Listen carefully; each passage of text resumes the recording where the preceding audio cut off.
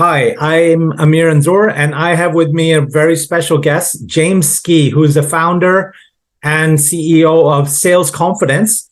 And he's basically a sales guru based out in London, runs his company that helps B2B businesses in sales. He's also worked 3 years at LinkedIn. And so he really understands the world of sales and coaches and advises people on this. So, James, let's start off with why is sales crucial for a company? Great question, and thanks for having me on today's podcast.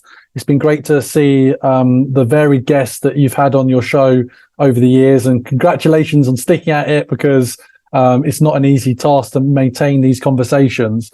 The first thing to share is ultimately sales is at the center of everything that I represent. I'm responsible for building the world's most valuable B2B sales community, and we deliver value through networking events and also a learning and development membership to help upskill salespeople and sales leaders and accelerate B2B business growth.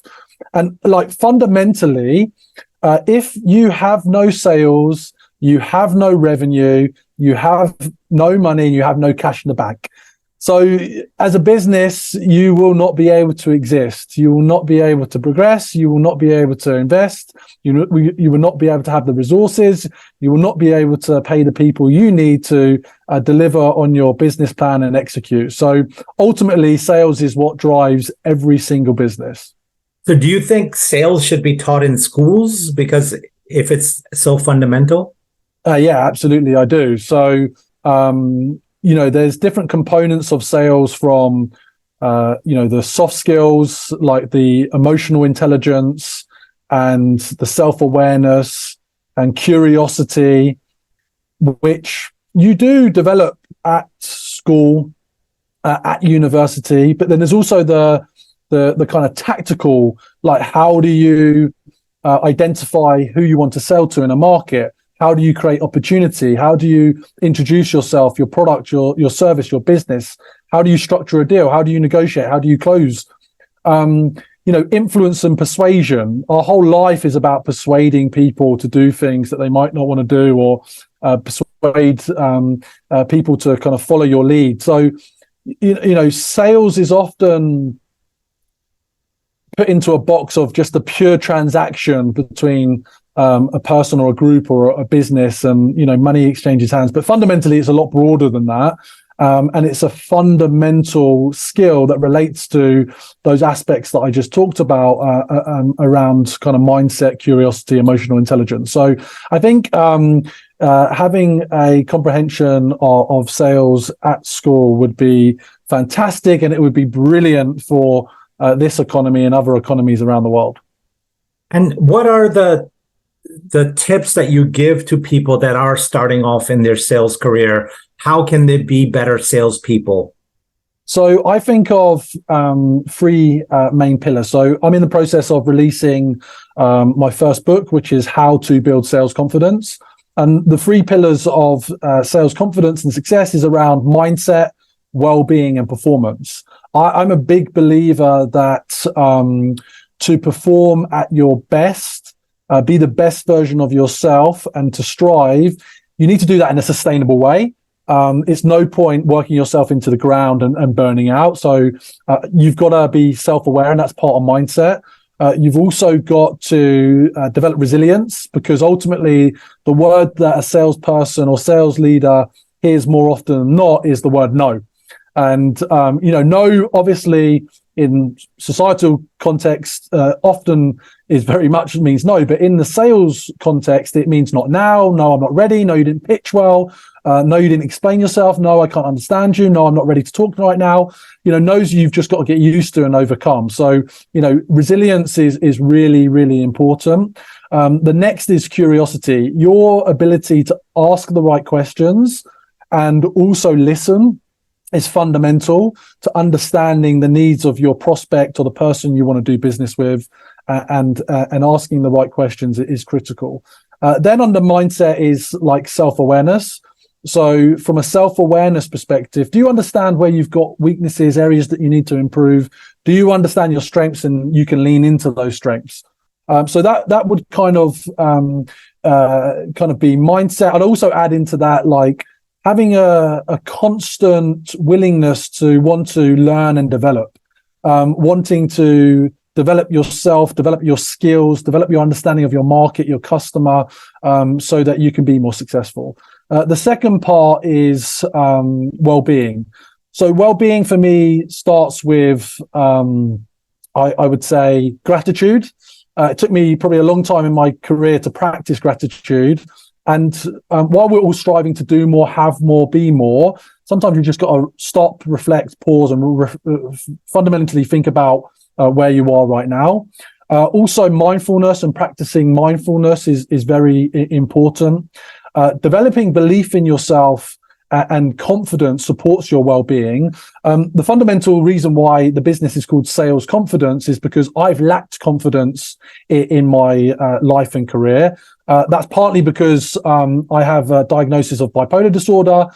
So I've had kind of high highs and low lows, and coming out of those lows, I've had to demonstrate and develop confidence. So from the well-being component, I would also say that you need to think about the people around you that are supporting your well-being, from psychologist, therapist, in my case, psychiatrist. All this supports you in the well-being side. And then the final piece is performance. You know, you've got to learn the steps of the sales process. You've got to understand to create opportunities, drive business, negotiate and close. So those are the kind of three fundamental pillars that you need to understand to be effective at sales.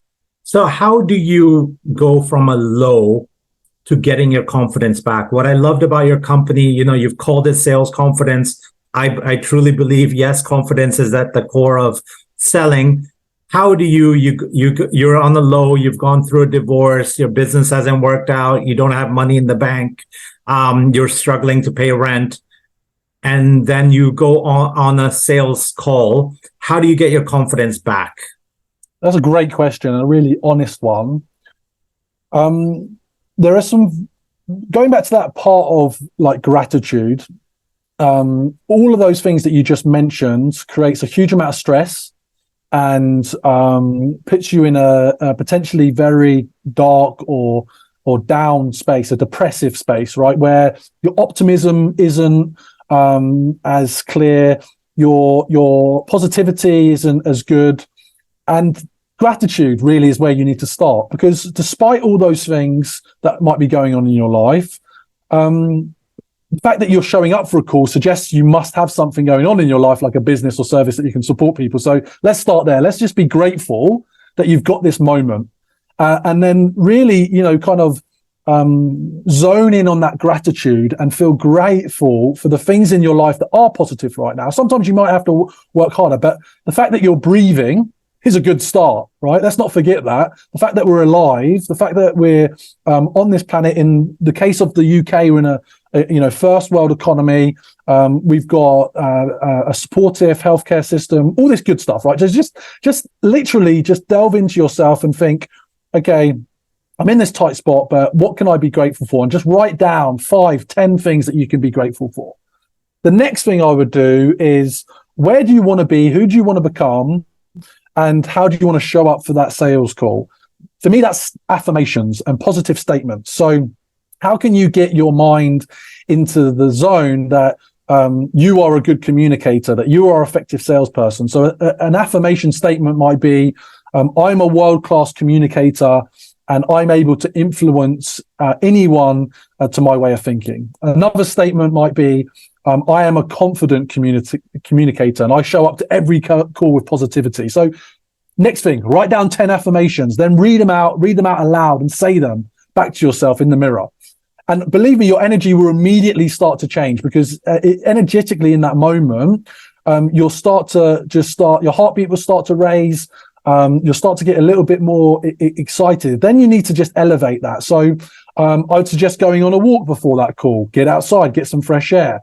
Doesn't cost you anything. Yes, maybe you could go to the gym, but a walk was a good start. One technique, is a bit of an anchor for those that are interested in NLP, is I literally rub my hands together to create heat. And by creating heat, you can do it now, and then you put that on your face and your ears. That's energy. Like, that's the power that you've got. You've immediately created energy. So what have we done here to set ourselves we were depressed. Now we've practiced gratitude. We've started to enable some affirmations that we've said to ourselves to give us a positive kick. We've gone for a walk. We've just accessed our energy and warmed up. Maybe we turn on our favorite music. I guarantee you, if you do those 5 things before your next call, you will go into it with a more positive mindset. And you have to remind yourself that it is your responsibility and your ownership on how you feel and how you want to show up to anywhere and anything. And that is by backing yourself. You've got to back yourself. And you've got to access that belief to give you that confidence. Awesome. Those are really powerful tips and insights from someone that's clearly been there. But is that generalization? Do you see someone that works at a big company like a LinkedIn going into sales call as opposed to an entrepreneur who's just starting their business? Do they have the same types of problems in their head when they're going in for sales calls? That's a good question. So on one hand, I think there's 2 answers to this. On one hand, yeah, right. Let's say you're 6 months into your corporate sales gig at LinkedIn and you're 6 months into your entrepreneurial journey. I've done both. Well, if you have yet to prove yourself, there might be some imposter syndrome. You might be questioning yourself. You might be experiencing anxiety. You might be worried about the outcome. You might be nervous going into that call. So that's very relatable. Now, the difference being at LinkedIn, you've got a secure income, you've got a base salary, you've got a lovely work environment, you've got tons of colleagues around you to encourage you, you've got opportunities coming at you left, right, and center. Entrepreneur, it's just on you, typically. You might have a co-founder or 2, but it is all you. You probably aren't paying yourself what you used to earn right now. So like this deal going through, is very precarious and you're nervous about it. There's much more stress involved in the outcome because if this one doesn't turn out, well, when's the next one going to show up? So you've got a lot more pressure as an entrepreneur. You've still got to show up in the same way. But I think what you've got to remind yourself is you have to detach yourself from the outcome. Meaning, if you attach yourself to this being the deal that you really need to make your month or year, then you're going to show up needy, under a lot of pressure. So somehow you've got to detach yourself from it and think, it's another sales call. Yes, it's important. But if this doesn't work out, I'm just going to go and find another one. And then I'm going to find another one. And then I'm going to find another one. You can't be restricted to kind of limited opportunity and limited access to calls. And do you think that there's a difference in selling in the US as opposed to UK, as opposed to Europe? Because I feel like I learn a lot about selling, and I feel that in the US, they can maybe be a bit more aggressive, whereas the British are a bit more respectful. I don't know if I'm very overgeneralizing, but it's a softer sell in Europe and UK, or would you say that it's pretty much a sale is a sale? No, it is different. So I think, America as a mindset is much more entrepreneurial, capitalist driven, kind of multi economies because of the large cities, geographically dispersed. And people show up, they're very direct, and they're very helpful. If you want to do business, like, I'll help you, I'll make a connection, I'll make an introduction, show me what you've got, I'll make a decision, let's get the deal done. Are you going to sign today or not? Can we, negotiate? It's much more direct. I think at times it can be more transactional. It's faster. Yes, you could use the word more aggressive because they want to move on to the next opportunity and get the deal done, is my experience. At the same time, relationships are just as important, and so is, professionalism, respect, and longevity.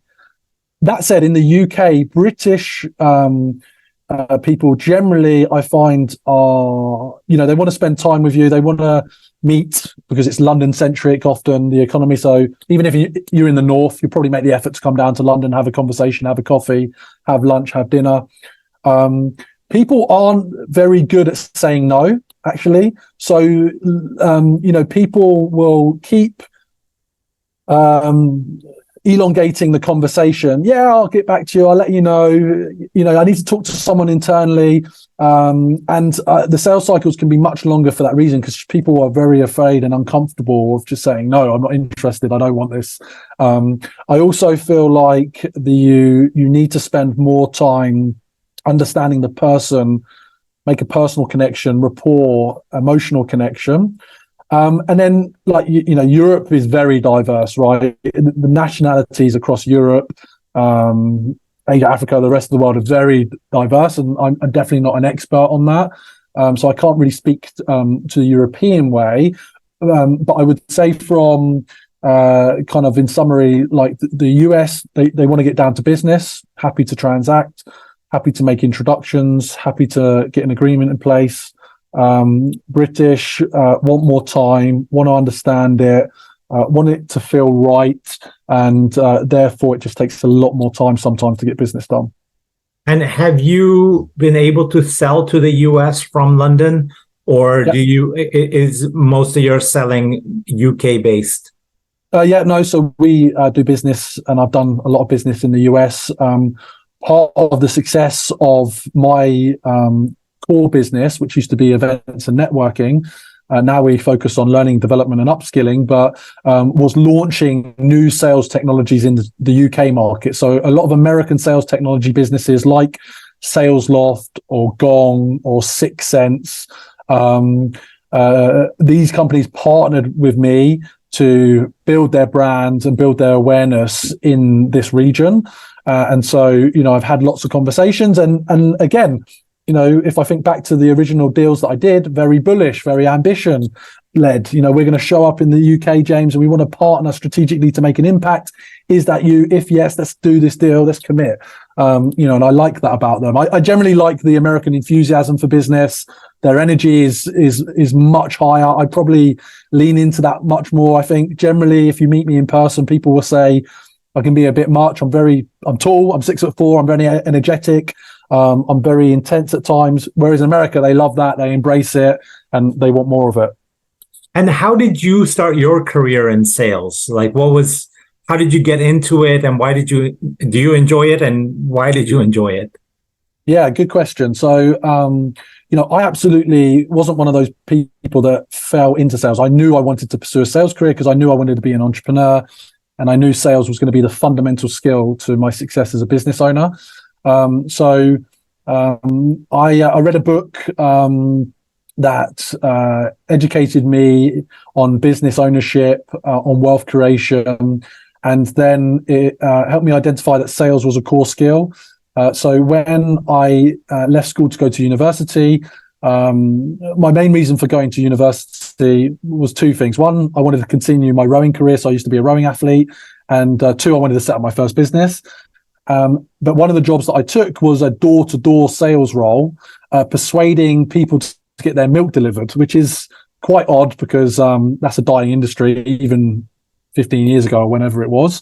But it was a fascinating insight into connecting with people at their door and engaging them in their personal space and persuading them that they needed to consider milk delivery when they picked up their milk every week from Tesco's or Asda or wherever it might be. So that fundamentally taught me about activity. Sales is a numbers game. You've got to do the numbers.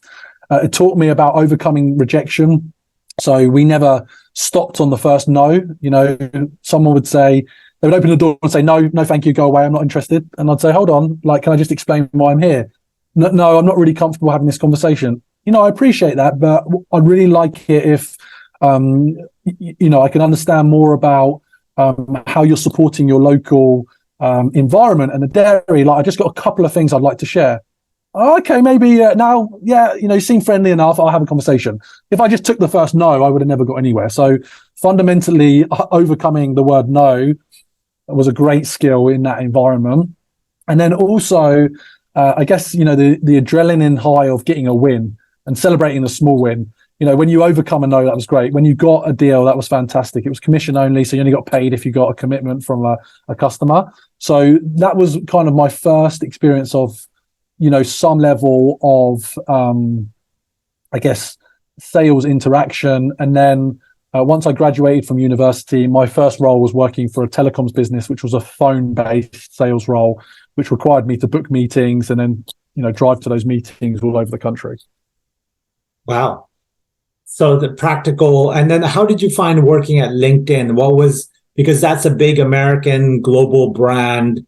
And I guess you were working, that was maybe the selling was done for you because people had heard about the brand. Whereas when you're opening milk, you're selling milk, you're creating the brand, you're creating awareness that people don't have. Oh, did you find that difference?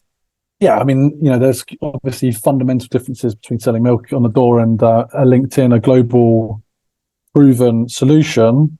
Look, some things about LinkedIn as a company. It's a phenomenal business. It's the world's most successful, world's most valuable professional network. It's a monopoly. There is only one. They have multiple business lines and products around talent, sales and marketing, and LinkedIn works. Like every part of LinkedIn, in my opinion, works. You might want to improve it, but it fundamentally delivers massive value, quantifiable into the billions of dollars it's creating for the global economy every month, plus its own $1 billion of revenue. And then you just have to look at the acquisition via Microsoft into the tens of billions.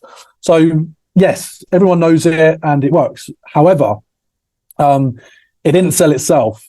And, while people might have a taste or an experience of LinkedIn at level 1, there were 9 other levels that you needed to take a customer on in terms of the journey to get a complete success in terms of generating revenue and value for LinkedIn as a business, but also supporting the companies that you were advising.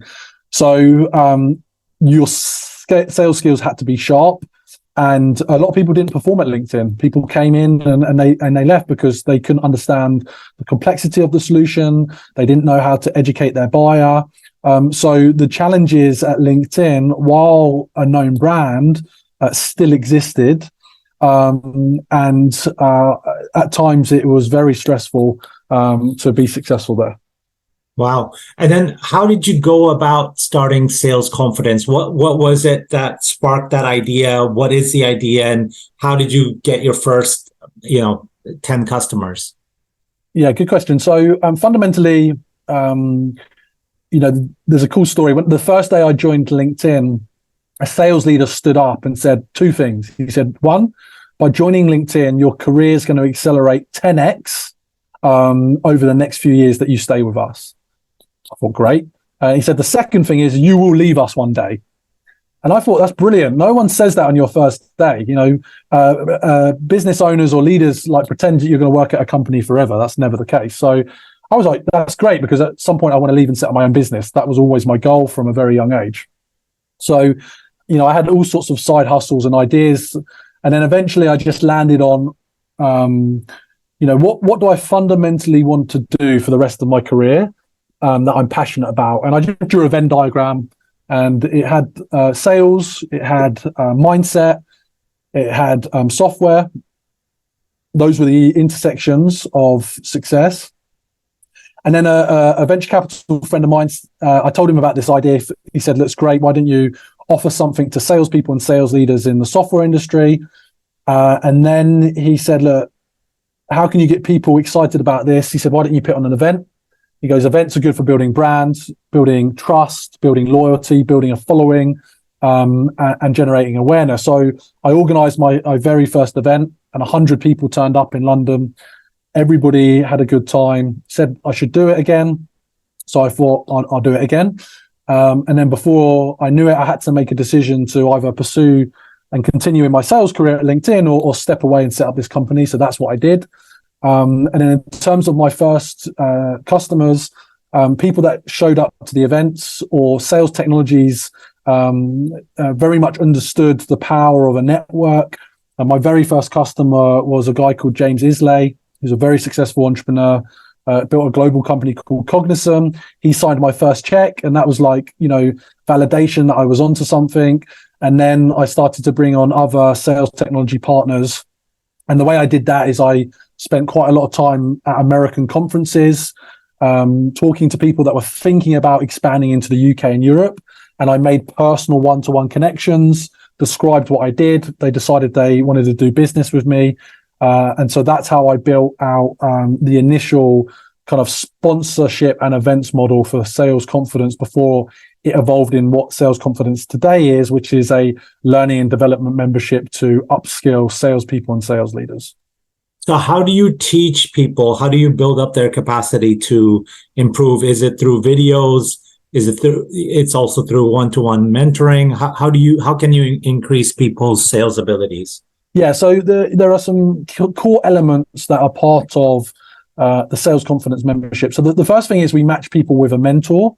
So I'm a big believer that if you can find someone that's 2 to 5 years ahead of you in their career, they understand and can relate to where you are right now, and they can give you advice, tips, and guidance, and you can connect with those mentors on a regular basis.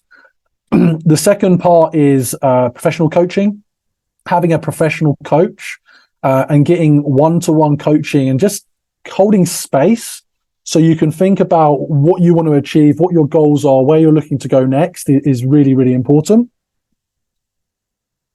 Then where the magic happens actually is in peer group sessions, peer group accountability sessions. So we basically get 10 to 15 salespeople or sales leaders on a call virtually. We have a facilitator that facilitates a conversation and a dialogue. People can show up, share their challenges, what they're working on, what they want to improve. And all this leads to insights that you can then practically apply to your business. And then we deliver virtual masterclasses, Q&A sessions on a weekly basis. And then we have our events, meetups, and dinners where you can do more networking. Amazing. Awesome. And basically, you're now publishing your first book. How far, where are you? It's actually finished. I'm just, it took me about 2 years to complete, but it's readable. It's just going through now the publishing process to get a release date. So I'm hoping by the end of this year, 2023, it will be available to buy. And can you do you have a title for it, or can you? Yeah, it's How to Build Sales Confidence. And can you give us a synopsis? Like what is your core message inside the book? Yeah, so the core message is it talks about like my journey as a sales professional into leadership and into business ownership. Then it talks in detail in those core pillars that I've already mentioned in this conversation around mindset, well-being, and performance, and ultimately how you can become a more effective, confident, successful seller or business owner so you can get better results for yourself. And why did you write this book? I mean, what was the reason for you coming out with a book now to promote? Yeah, that's a good question. One of my struggles is writing as a skill. I'm a much better communicator, talker than I am writer. I just really struggled. I've always struggled with the written word for some reason. So, I had someone support me through this process. And part of the reason is I want to own the concept of sales confidence as a mindset globally. I want people to think they can aspire to sales confidence. I want people to have sales confidence. And, one of the easiest ways to bottle that up and give someone access to that is via a book and a written format. And it helps people, learn about me, learn about the business. So it's also a marketing tool. And it just, I had this goal for years, but I just committed to it 2 years ago, and now it's happened, and it's happening. Amazing. And you are, you're also a big advocate of video now, right? So you were saying that you do TikTok. Are you still doing TikTok? I saw your video from a few months ago. Are you still a proponent of future is video? Yeah, the future is absolutely video. I mean, the video's been here for a long time now. I think, LinkedIn released video, only, but still, actually about 5 years ago, I was one of the first people in the world to get access to it. And people still don't take advantage of it, in my opinion.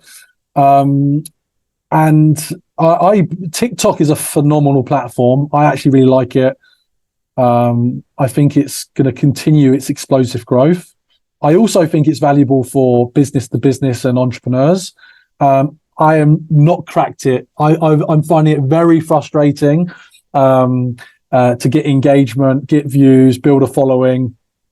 So I guess I would say, look, go follow me, James Ski, on TikTok and watch the journey. I haven't figured it out like I have LinkedIn.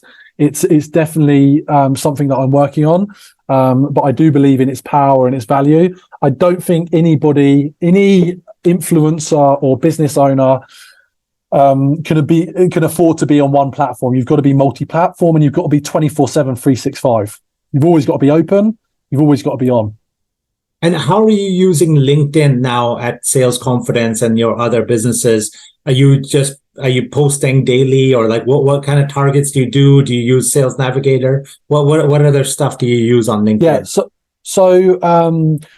Sales Navigator, sales on LinkedIn as a platform is my core go-to platform. I post probably 2 to 3 times a day. I'm driving people to my events business. I'm sometimes putting out controversial content to get attention. I'm putting out thought leadership to demonstrate my expertise, knowledge.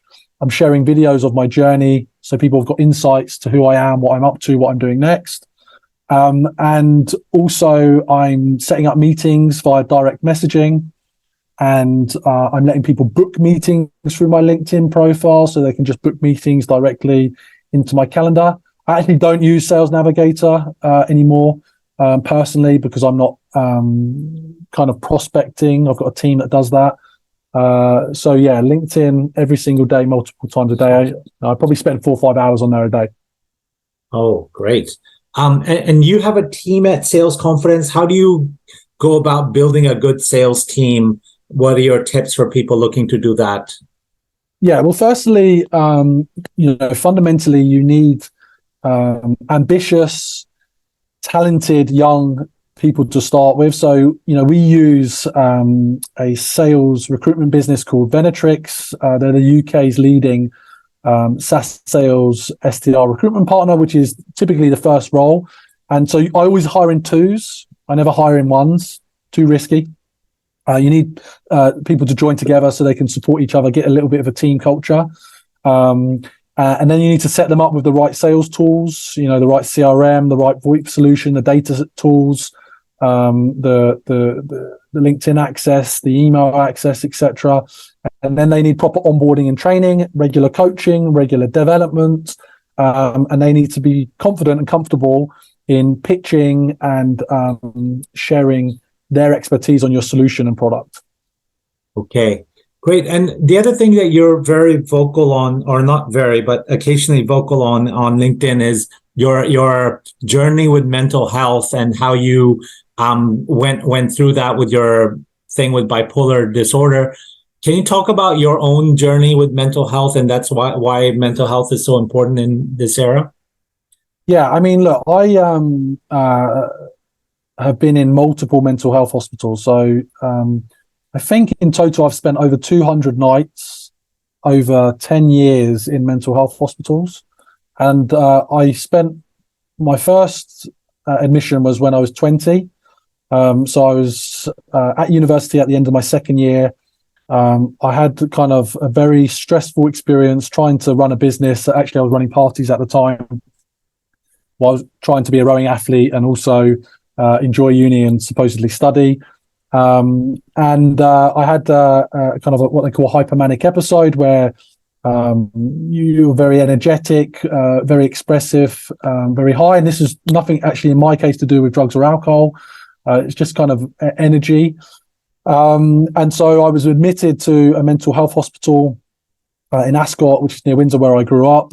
And, that's when I had the shock of my life when, if I'm honest, the challenges of humanity became very real, because unfortunately people in a mental health hospital have a lot of very difficult challenges. And I saw a lot of humility. I got a lot of support. And also, it was very disabling, because I basically was told that I have this mental illness that you can't see, no one can see it other than some of the behaviors. I thought it was going to stunt my growth. I didn't think I was able to go and have a career, a business. I had to take a whole year out of university to recover after that first episode. I had to really come to terms with the fact that I was going to have to live with this apparently for the rest of my life, take medication, get medical support. And so I really struggled in the early years of my career to live with the diagnosis, live with the implications of it. And I self-stigmatized myself. This is what people do. You self-stigmatize yourself. You tell yourself that there's something wrong with you. You shouldn't speak up about it. It's not a good thing to share. It's not a good thing to talk about. The reality is most people do just want to help and try and understand, even if they can't. And overall, when I did become open about it in the workplace, people were very supportive. And also when I became public about it, so, on LinkedIn, or, you can search videos up about me and my bipolar story and journey, a level of acceptance happens and you learn to live with it. And I'm glad I did. And so I'm very motivated to help other people at any stage of life just to come to terms with any diagnosis. Because when it comes to your mental health, it's the most important aspect of who you are and your makeup, and you've got to learn to live with certain, misalignments or ailments that are not the norm. I just embrace that now. So how do you take care of your mental health now currently? So a few things that I do. I'm very conscious of the effort I put into my work and my business. I take breaks regularly. If I've decided I've had enough, I'll take a half day at the end of the week. I sleep. Sleep is critical for me. Get 8 to 9 hours a night. I regularly exercise. I meditate, practice mindfulness. I also have professionals that support me. So I have a therapist, psychologist, psychiatrist, and some very close friends that understand what challenges I face. So I call that my well-being team. And my well-being team, I check in with regularly to make sure that I'm not off kilter and I'm being supported. So those would be the key things that I do to stay well. Okay, great. And so let's get back to sales. Final question. If people want to get into sales and improve themselves, what do you think makes a good salesperson, and how can people go about becoming better salespeople? One, you need to practice being likable. So like people think, people show up naturally and natural personalities. Like I honestly think you can train to be likable. Like actually smile, be engaging, have some enthusiasm, bring some energy to the table, which is most people don't. Make people feel something when they're around you positively. Be kind, be complimentary. You can practice that. Be curious. Get very good and very effective at asking useful, valuable questions that keep someone talking and sharing and opening up their story and sharing their challenges or where they need help and support.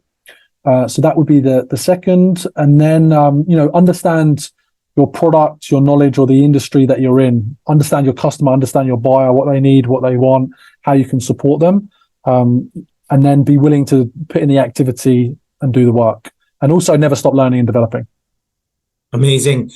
James Ski, founder of salesconfidence.com. How else can people reach you and connect with you? Sure. So you can connect with me or follow me on LinkedIn. And you can also find me on any other social media channel. And then if you're interested in sales confidence, you can just go to salesconfidence.com, as you mentioned. James Ski from salesconfidence.com. This has been Talking with Amir and Anzur. Thanks, James, for your time. Cheers.